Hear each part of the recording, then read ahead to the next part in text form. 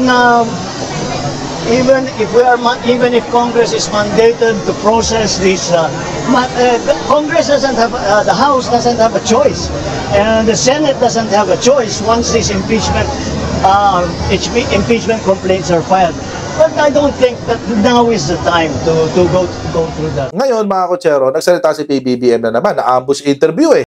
Medyo may something sa kanyang, iba ngayon yung tono niya eh. Hindi katulad nung nauna. Nung nauna, sinabi niya, total naman, na-leak na. Sabihin ko na lang, I'm not pro-impeachment. Very categorical, di ba? Diretso, straight to the point. Hindi, ayoko niyan. Ayoko na impeachment. Ngayon, iba. Siguro nga dahil sa advice ni Manong Johnny. No other Filipino will benefit from it. Sabi niya. Yung sinabi ni PBBM. Ay, ngayon, iba na. Busy pa ang Kongreso. Walang time. Oo, walang time ngayon ang Kongreso. Problematic talaga yan. Kapag ang impeachment, hindi natuloy, problematic talaga yan. Oo, problematic. Mandato ng Kongreso yan. Tulad ng sinabi ko kahapon. Mukhang open-minded na si PBBM sa mga nagaganap. Pwede na siya pang networking, open-minded na siya. Pwede na siyang ayain magkape. Open-minded na siya, guys. Oo, pero syempre kung that is if you will read between the lines. It's not yet 100%.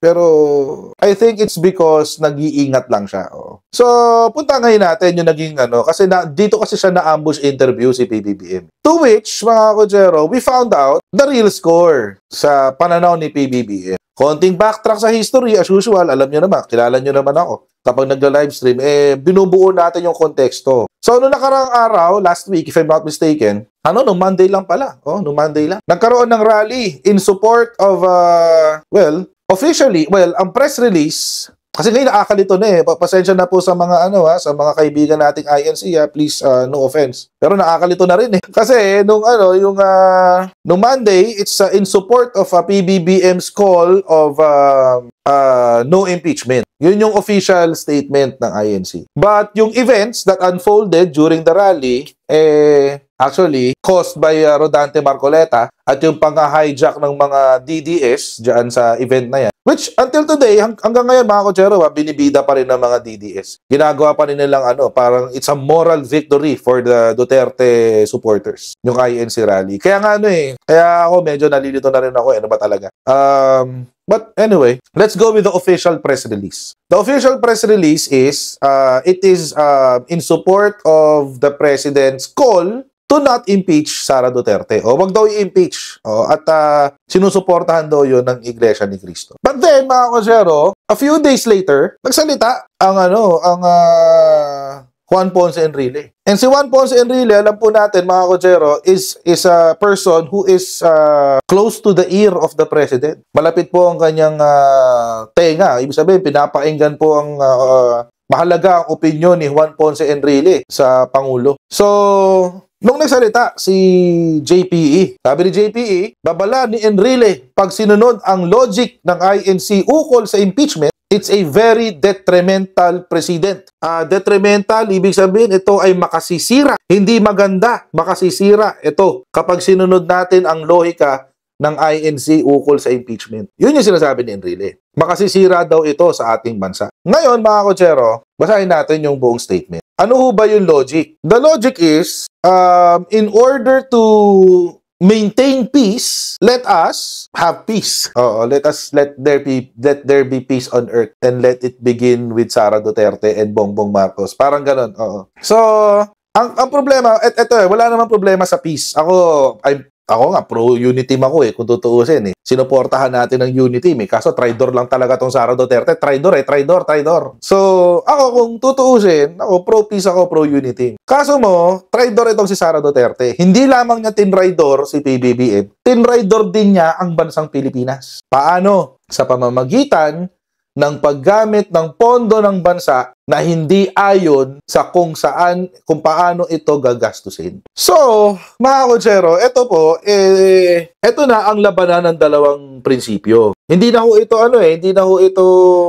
labanan lamang ng religious group, ng gobyerno. Hindi na ho Ito lang nag-graduate na tayo doon kumbaga. Labanan na to ng dalawang prinsipyo. Papatawarin na lang ba? Palalampasin na lang yung ginawa ni Sara Duterte? para magkaroon ng kapayapaan. Yun po yung isang logic. Yun po yung logic na itinutulak ng INC. Ngayon, ang sinasabi ni Manong Juan, ni JPE, hindi pwede. Kasi malinaw sa ating konstitusyon ang proseso ng impeachment. Hindi pwedeng pigilan ng impeachment ng isang religious group lamang. Kaya yun ang sinabi niya. Yan sinabi niyo. Can the INC with all its members amend the Constitution or suspend any of its provisions? Are we prepared to discard or sacrifice the value of rule of law for a person or a group of persons? So ito na ngayon yung banggaan ng sinasabi natin. Banggaan ho ito ng prinsipyo. Banggaan ho ito ng ideolohiya. Are we going to forgive,